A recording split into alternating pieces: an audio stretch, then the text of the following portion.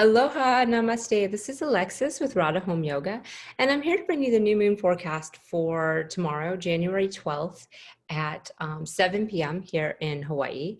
And it is happening at 29 degrees Sagittarius. So it's the very end of sidereal Sagittarius. And this has been a trend that I've been talking about for the past really like 5 months. We've had our new moons at the very end of every sign, except for the one in Virgo. We had two in Virgo this year, and one was at 0 degrees and one was at 29 degrees. And the significance of this is just that it's where we're least present. So it's either the end degrees, or in that one case, the beginning degrees, are what we call either bala, infant, or mrityu, or dead. So the energy is just not fully awake and alive here with us and present. So it shows a lack of awareness around the themes the new moon is bringing to us each month. And it also shows that the sun is like immediately transiting into the next sign. So it's a new moon cycle, which sets off a new cycle, but it's happening at the end of a sign. So when we talk about Sagittarius, for example, with this new moon, it's like the sun has been in Sagittarius for the entire month, and yet we're setting off a theme that has to do with Sagittarian ideals and principles. So there's confusion in that, as the actual grahas, the actual planets, will immediately move into Capricorn. In the case of the moon, it's going to move in like an hour after the time of the new moon. The new moon's when the sun and moon come together in exact degrees. The moon will an hour later be in the next sign in Capricorn, and the sun will move in 2 days on the 14th. So it's just something to be aware of, that the energy isn't all concentrated and easy to say, this cycle setting off Sagittarian energy. In a way, it's also ending it. The significance of the sun moving into Capricorn is very big in India. It's a holiday or a celebration on the Hindu calendar called Makara Sankranti. And this Makara refers to Capricorn. It's the sign of Capricorn. It's the Sanskrit name for the Capricorn. And it refers to this sort of sea creature, crocodile-like being that represents that sign. And the reason they celebrate this holiday is because it used to be linked to the solstice. So it's the celebration of the sun moving into the northern course in the sky, the Uttarashada. And that, of course, is now not linked to the same time as the sun moving into sidereal Capricorn. So this is one way we see where the calendars, the Western calendar, the tropical zodiac, and the sidereal zodiac have a point of contention. And most of the time, the sidereal zodiac is the one that's always accurate because it's fixed to the stars.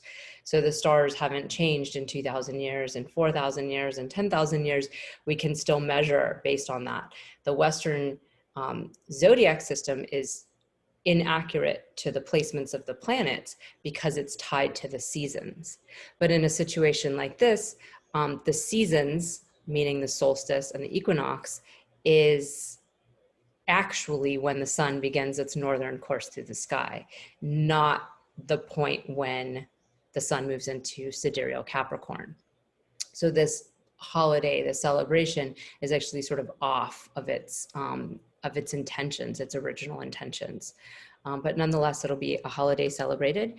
And this moving into Capricorn from Sagittarius travels with a star called Uttarashada. And Uttarashada is the later victory.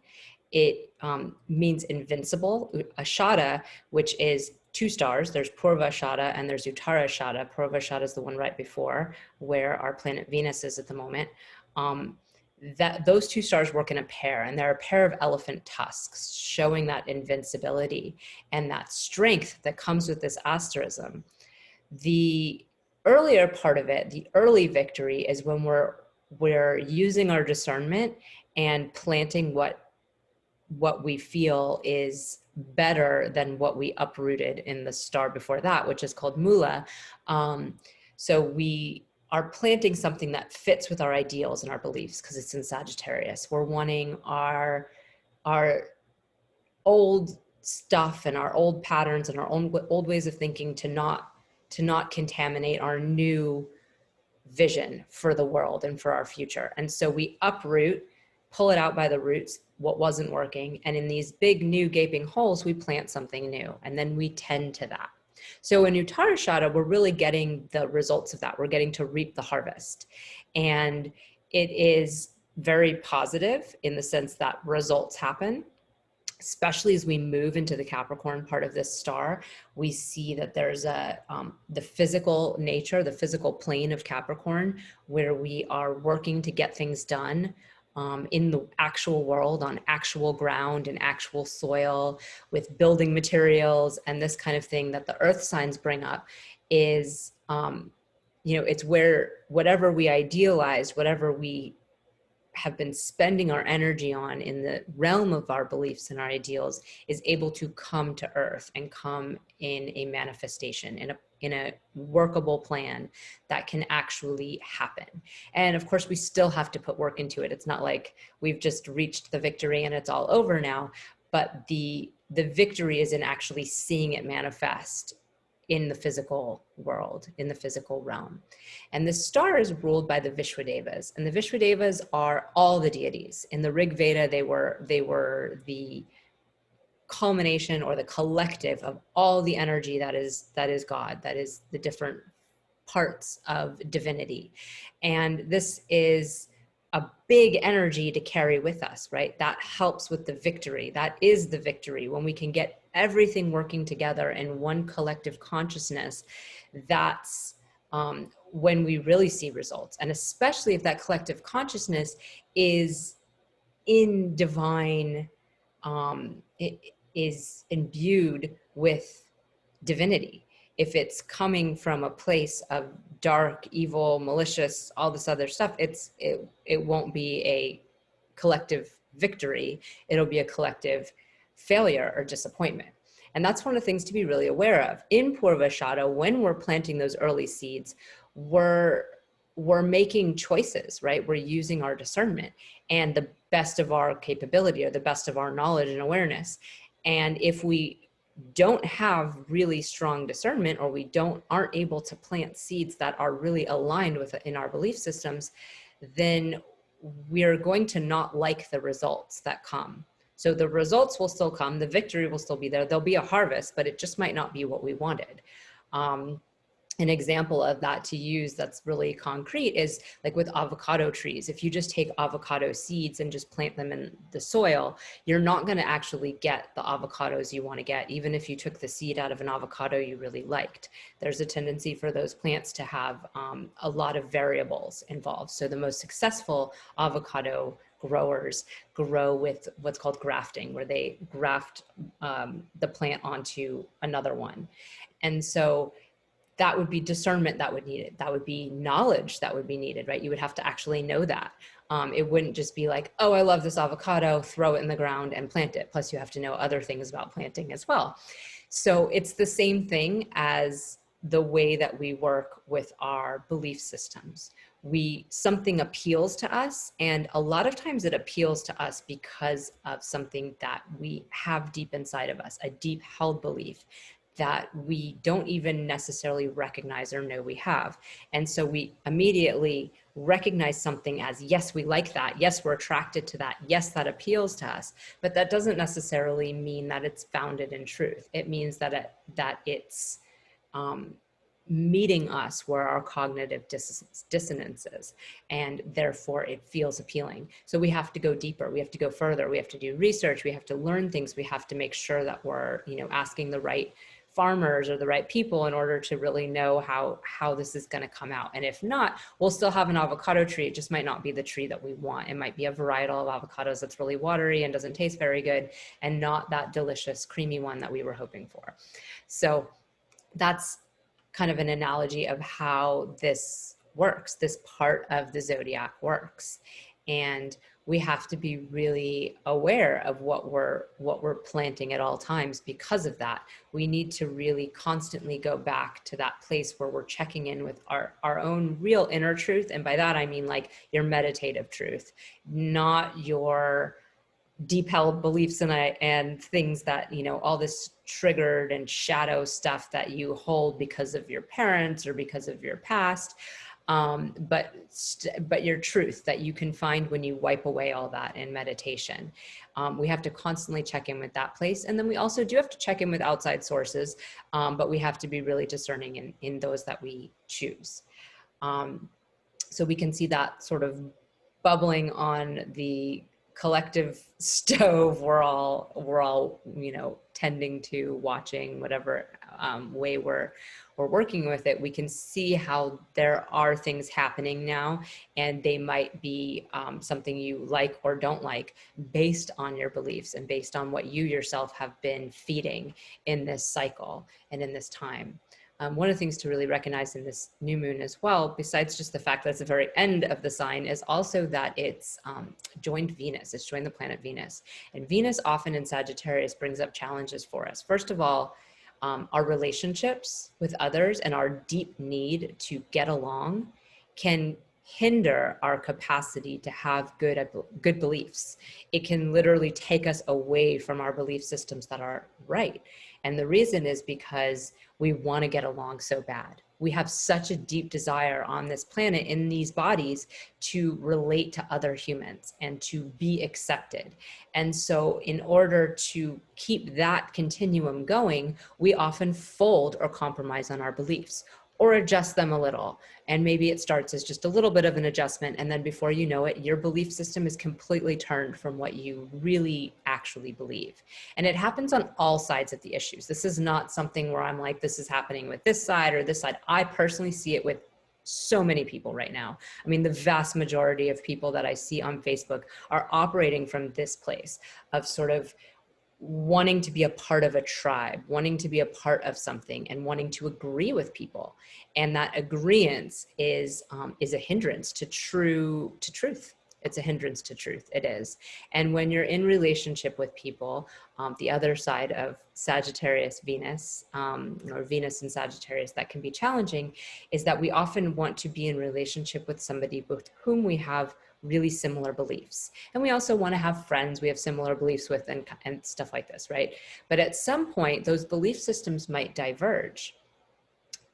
You might not always see eye to eye. In fact, if you're honest with yourself, you pretty much can't see completely eye to eye with any other person. There's no way that every single issue that comes up, you're going to completely agree with someone on. The only way that would happen is if you really just completely voided your own feelings and opinions about things and chose to always agree with other people. It would really be hard to hold to your own truth and constantly agree with someone on something. So what happens in those moments? What happens in those moments in your intimate and romantic relationships, in your partnerships, in business partnerships, in your friendships, when that divergence occurs? And in this highly polarized environment we're living in right now, it could be just a flick of a direction in one way, and it could totally put you on the other side because people are seeing things so side oriented that it's and that seems to be getting worse, not better. And I'll discuss that in a minute, because that has to do with some other transits actually, more than this, but this is how we come to it. This is where it starts. And so noting that within yourself, noting the ways in which you've compromised on your own beliefs, and also made choices to bring peace to made maybe ideological choices or belief system choices to bring peace to a situation, which, you know, makes a lot of sense on Facebook. It makes a lot of sense if I don't tweet, so I don't really know how the Twitterverse works, but like, it seems to make a lot of sense when you're in situations that get heated quickly, that have this anonymity. Even if you know somebody, you're not actually talking to them and breathing with them. You're, you know, just seeing their little picture face come up, and whatever they said triggered you in whatever way because one word set you off or whatever. That is very easy to do. It's easy to get caught up into those sort of battles right now in our social media existence. it's harder to have real conversations around these things. And most of the time what I'm witnessing is people, when they do come together with friends or people in a more personal way, are avoiding the topics or avoiding going into the direction that's going to lead to argument. When in truth, if you really choose to listen, you can find out more about what it is that you've just sidelined as this or that.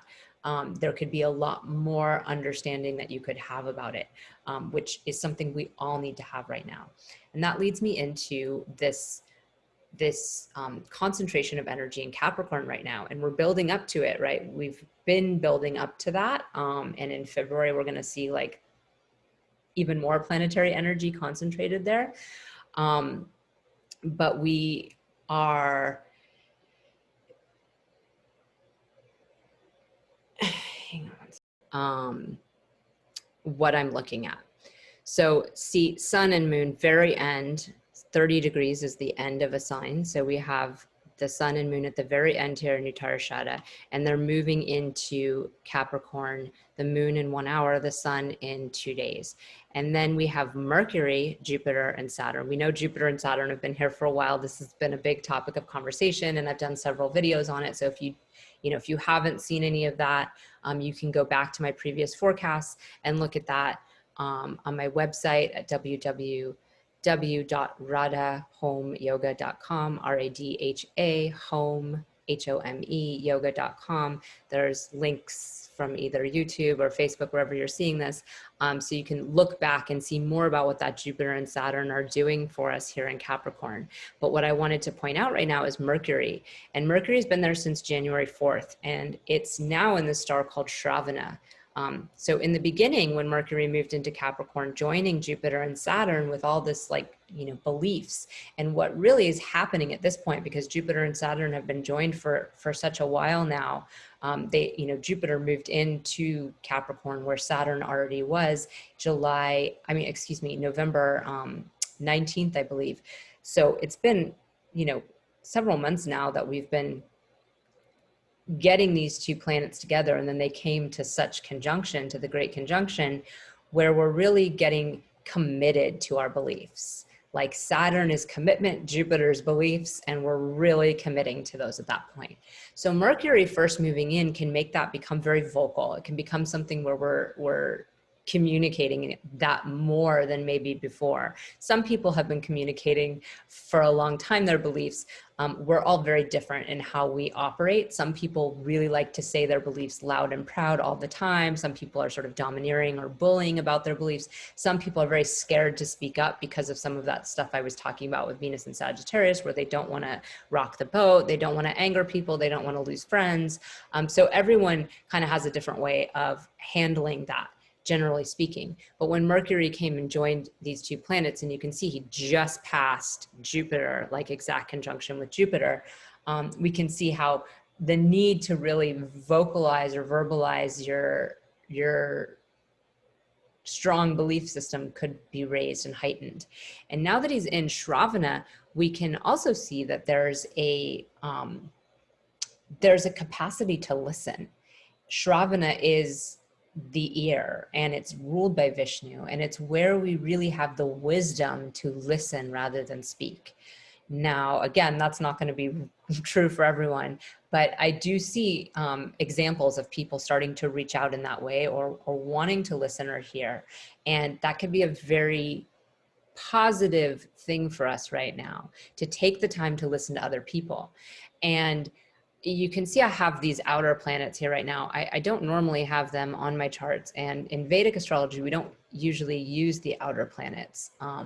They are not visible with the naked eye, and the Vedic seers were able to come up with this system, and it was beautiful and integral without those planets, and so they're not really necessary. The only reason I'm having them on here right now is because there is this concentration of energy here in Capricorn. And the sun is going to be here in 2 days, and the moon is going to be here later on the same day. And Venus is not that far behind. So it's interesting to see that Pluto is here as well. And Pluto is one of those planets, or the planet that sort of got demoted and became the dwarf planet rather than a real planet. But what's interesting about Pluto is that he's in a sign for 20 years. So he's very much a representative of a generation. And if there is anything that, this idea that a lot of Western astrologers sort of floated around the Great Conjunction as the start of the age of Aquarius and all this kind of stuff, which I've talked about why that's not the case in other videos. This would be something that would be like the start of a generational thing, not a whole new age or epoch, but the start of a 20-year period, which is really, how we divide our generations in many ways is around 20 years. So meaning the people born right now are really going to be part of a very specific generation. And the thing about Pluto that was intriguing to me, or that is intriguing to me in this setting, is that it has a lot to do with wading through the emotional stuff and like releasing a lot of the emotional stuff. Pluto itself is it's 1/3 water, but it has 3 times as much water as all the Earth's oceans. So it's a lot of water, and then there's rock. The rest is rock. And the Western astrologers use Pluto as the ruler of Scorpio, which is a very emotionally turbulent sign. So we see that there's a wading through the emotions to get to truth. Pluto is sort of known for being the place where we release, where we have to even, completely uphaul or upheaval our like deep emotional attachments to things in order to find the real truth, the rock of truth that's there.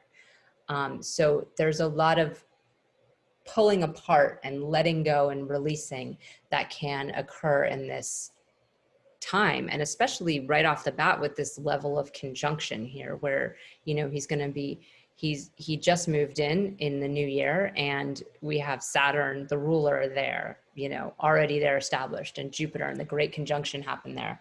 And,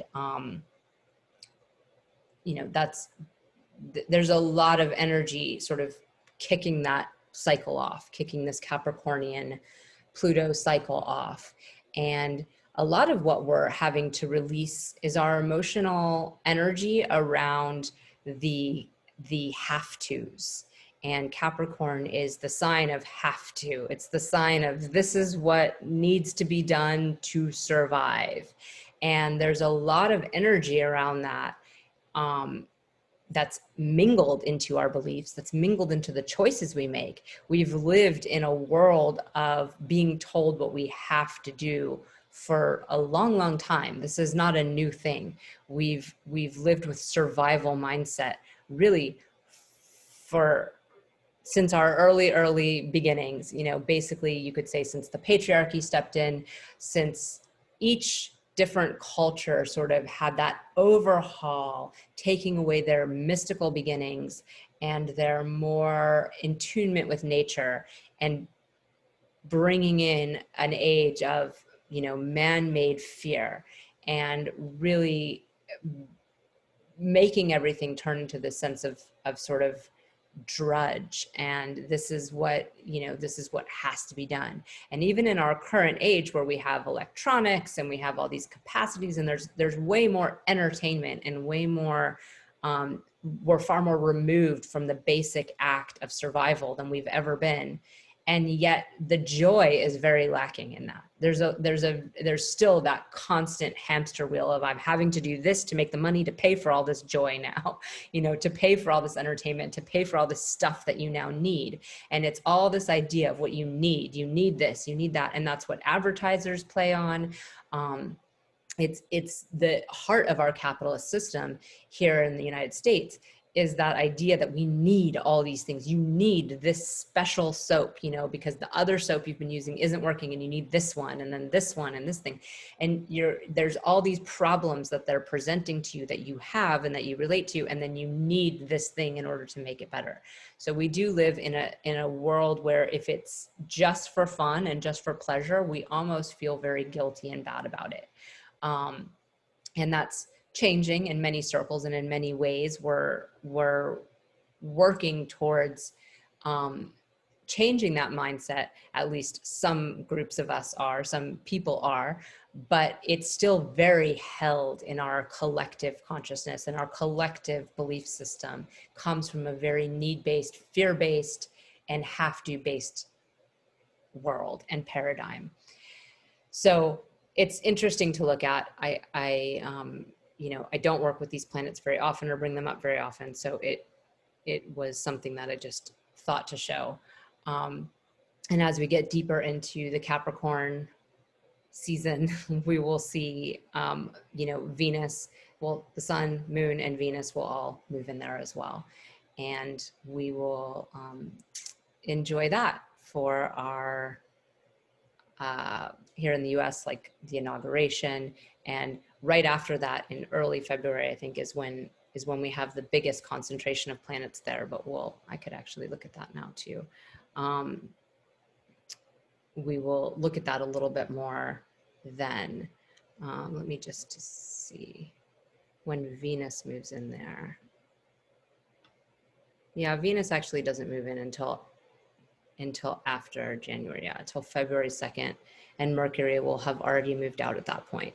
So the other thing that I want to talk about up here with Mars has a lot to do with what happened at the Capitol the other day, and a lot to do with the anger that individuals seem to be having, possessing, and sending out into the world. And this is Mars here in Ashwini. And I talked about this when Mars first crossed the Gandanta, and how the initial impact of Mars in Aries really comes with a burst of anger. Because we're in the sleepy waters of Pisces, it's like coming knocked out of a dream, you know, knocked out of your dream world into the awake world with two horses running in a direction. And it can be a lot of energy, and it can also be a lot of angry energy. We hopefully are harnessing the discipline, the courage, the qualities of Mars that really help us get things done in our own lives. Hopefully that's something that you personally are harnessing. Collectively, though, you can really see how the anger is coming out from it. And the anger is there when we're not directing our energy in the right ways. So Mars energy and Saturn energy is really meant to be used on ourselves. We are supposed to discipline ourselves, strengthen ourselves.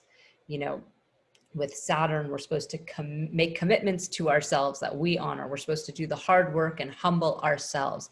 We're not supposed to go around and humble everyone else.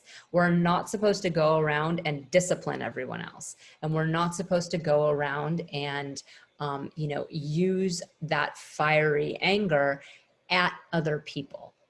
It's obviously going to happen, but it generally shows us not in good alignment with our Mars energy. When your Mars is in solid alignment, you're not always feeling the need to tell everyone else how they're supposed to be, because Mars can get very stuck in the black and white, in that logic brain where we're just like, this is right, that is wrong. And then we fight. And we fight what we think is the good fight because it's black and white and we chose the right one. But when you move back from that and you use all the other planets at your disposal, all the other aspects of yourself, you realize that nothing's really black and white. And that part of us that goes there, it is actually quite immature. It's actually one of the most immature parts of us. And it's the part of us that we more often than not have to apologize for later, and that we feel really, you know, we feel like really stupid about later, where we were, you know, oh, I just stuck my foot in my mouth, or, oh, I just did that thing, or I just, you know, and in cases right now, you see people ending like 30-year relationships or friendships, or even relationships with their family members over this anger. If, generally speaking, if it's something you feel like you have to say right that minute, I have to write this right this minute, I have to say this right now, that's not reason. That's you coming from a perspective of your brain saying, something just came up that is a threat. You know, it's a threat to my beliefs. It's a threat to what I think, and I have to immediately fight it. It's coming from that fight or flight brain. It's not coming from a place of reason or discernment or intelligence or education or all the things you know, or any of the stuff you might write that, you know, maybe you have a wonderful way with words and you're able to present that way. Maybe you have a great, you know, take on history, a lot of knowledge of politics, or whatever it is that you have that makes it seem that way. But it's always coming from a very triggered place. And we all have our moments. We all do that at times. But what we can do is recognize that, recognize when our anger is that and when we're triggered, as opposed to really, you know, making a profound statement. Because when you're really trying to make a profound statement and actually heal the world and help the world, which this nakshatra, Ashwini, does have the power to do, it's a healing nakshatra, actually, more than anything. When we're really in that mindset and that place, we want to reach another person. We want to have connectivity with another person. Because that's the only way for that healing to take place. It can't take place when we're in one-sided monologue land, just nailing on people. That's called war.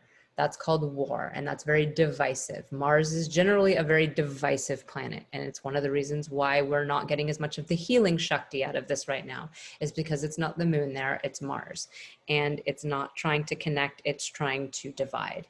And another outer planet here, Uranus, another one I don't really use very often, is sort of the planet of revolution. It's the planet of upheaval and revolution. So joined Mars in Ashwini at close degrees, you can see how this is leading to this sort of uprising and this, you know, angry revolt. And it's not just an angry revolt on the part of the people who, you know, stormed the Capitol. It's also angry revolt I see all over the place. People are individually revolting. Maybe people who've been quiet for a while are revolting. There's a lot of this energy of, you know, enough. And that's okay. That's fine. That, you know, that needs to happen at times in certain ways, as long as it's being done in a way where it's, again, strengthening yourself, making yourself more courageous, disciplining yourself. Once we start putting it out on other people, then we lose the power of the planet. And the final thing I'm going to talk about here, and I know this video is a little bit longer than most, but there's a lot of things going on right now. So we see that our nodes here, Rahu and Ketu, are enclosing all the planets in them. And this actually began on the 10th, when Venus crossed into Sagittarius. It's called the Kalasarpa Yoga. It's a time snake. It's like a warp where we have all these planets in between the nodes. And the nodes have a lot of illusion involved. They're where we are receiving messages from other realms. They're where we're starting karma with Rahu, where we're finishing karma with Ketu. And they show a lot of compulsion that we have, a lot of drive, and also a lot of where we pull away from and don't want to look in our lives. That's really what the South Node is doing. The North Node is where we're, you know, magnifying everything and seeing it as so big and so much and so important. And so we have had these two eclipses that we just had at the end of December, the lunar eclipse and then the total solar eclipse, and that set off this new eclipse cycle. The nodes moved into this placement in the end of September of 2020, but the first eclipses of the cycle just happened at the end of December here. And they were very powerful eclipses. That total solar eclipse had all these planets here in K2. Again, another thing I saw sort of happening in the Western astrological realm was people talking about the last eclipses of the year. And while, yes, they were the last eclipses of the calendar year, they were the first eclipses of this cycle. So we were ushering in this cycle with these eclipses. And now we're in a Kalasarpa Yoga where all the planets are trapped in their snake, in their coil. And if you think about what a snake does, it wraps itself around its enemy and it squeezes it and suffocates it. So it suffocates a lot of the grounded energy of each of these different planets, which are different parts of ourselves. I've talked about Mars, I talked about Mercury a little bit. even touched on Jupiter, Saturn, and Venus in this video alone. So each of these are different parts of ourself, our part that we relate to other people, our part that we, our beliefs, our ideals, our commitments, our action and our anger and our communication. And then the sun and the moon are our luminaries. The sun is our consciousness. It's our higher self. It's the part of us that is connected to source, quite literally. And the moon is our emotional self, our internal self, our mind, our psyche, and our emotions.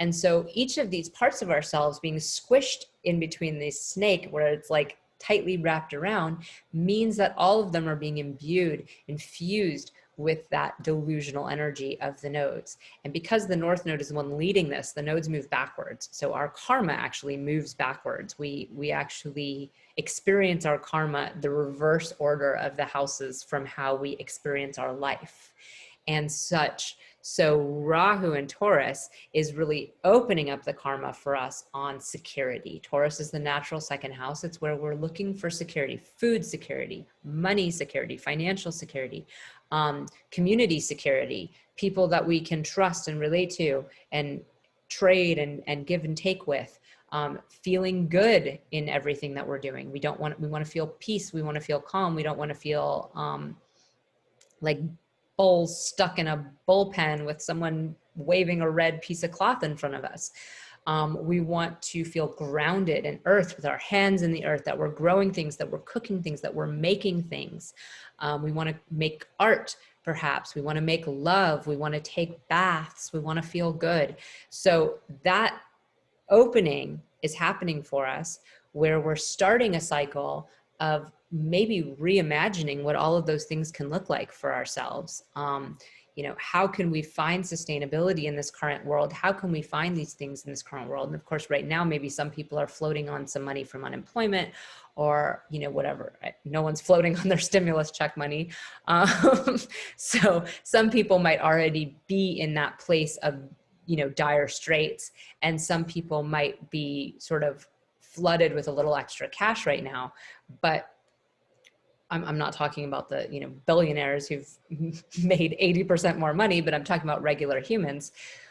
That part of us that knows that we need to be safe and secure, and even in the long run, can make choices like how we spend our money if we have some, or if we don't have any, starting to get really resourceful really quick. This is a time to really tap into those resources and really tap into the way that we approach securing our needs in this world, and hopefully doing that in a collective, communal way, recognizing that our neighbors are fundamental to that we have to have community, the people around us, and we can't get so stuck in our ideological differences that we lose that, because that's crucial. It's crucial to our survival.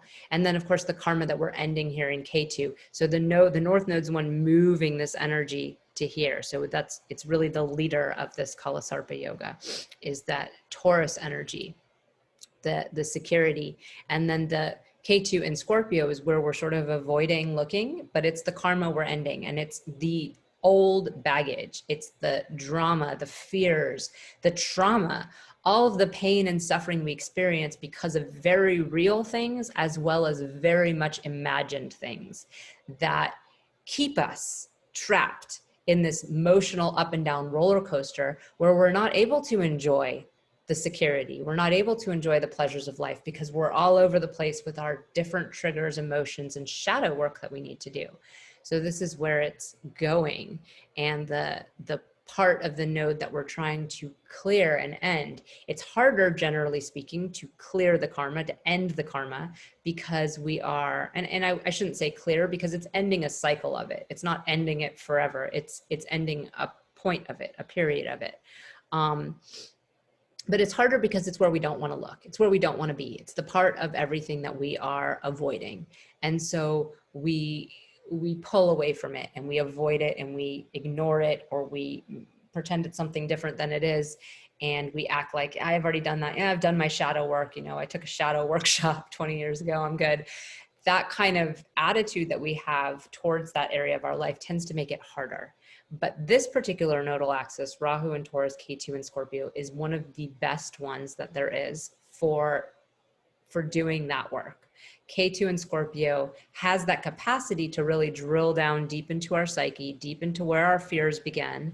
And, they really begin in our childhood, in our collective consciousness. They happen in history.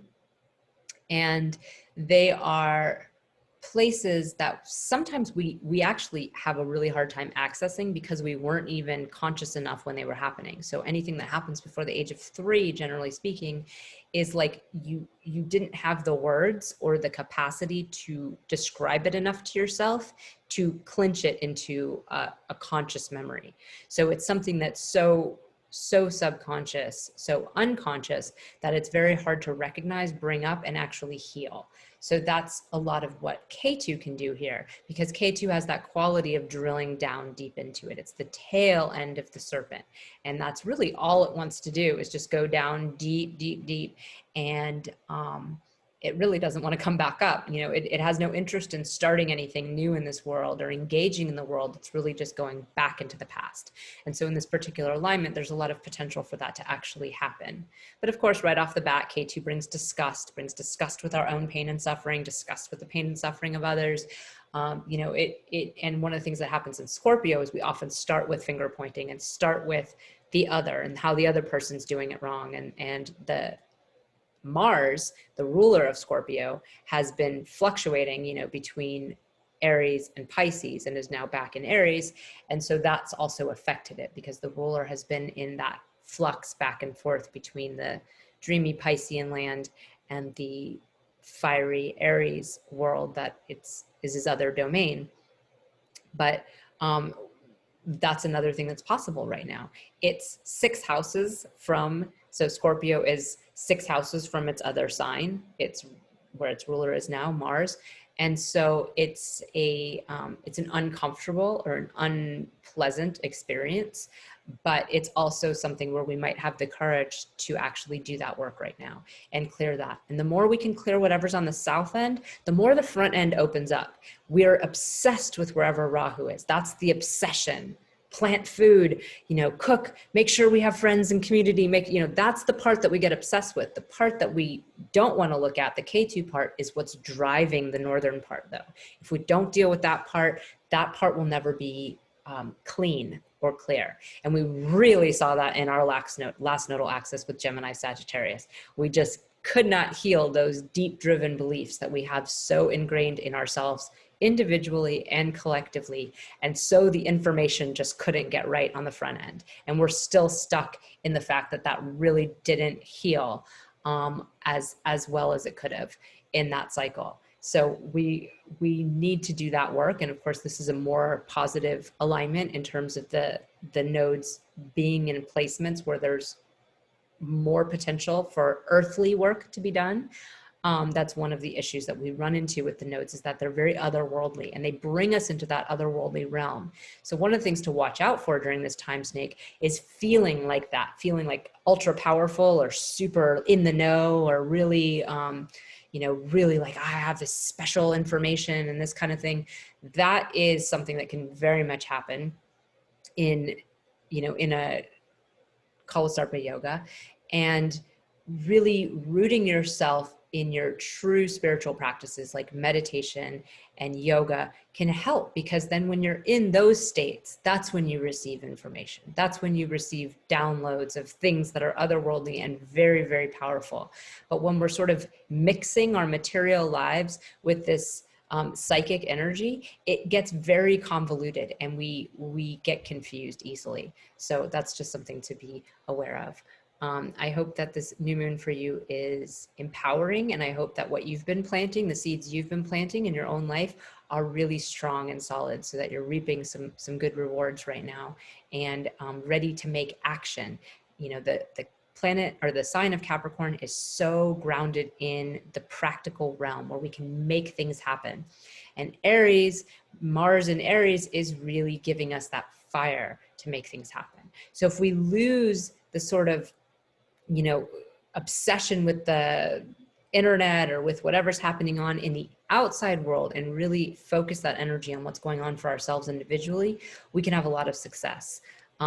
collectively, we do need to send our energy to the external social problems as well. But if we're not really grounded and rooted in our own self to begin with, that's going to be a lot harder to do. It's like when you wake up in the day and you just start off looking at the TV, looking at your phone, dealing with other people, having conversations, and you never connected to yourself to begin with, it's very easy to get taken off into different channels and avenues. So I hope this is helpful for you. If you like this video, maybe subscribe, because you might like future videos too. If you haven't already subscribed to my email list, I have some free reports that are still sending out, Rahu in Taurus and Ketu in Scorpio for all 12 signs. So you can really see where that axis is in your chart and in those you love's chart and how it's activating for you.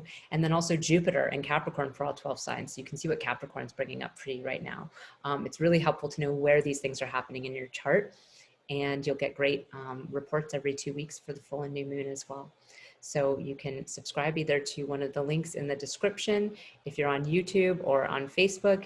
And if you want to remember it, it's just www.radhahomeyoga.com, RADHA, home, HOME, yoga.com.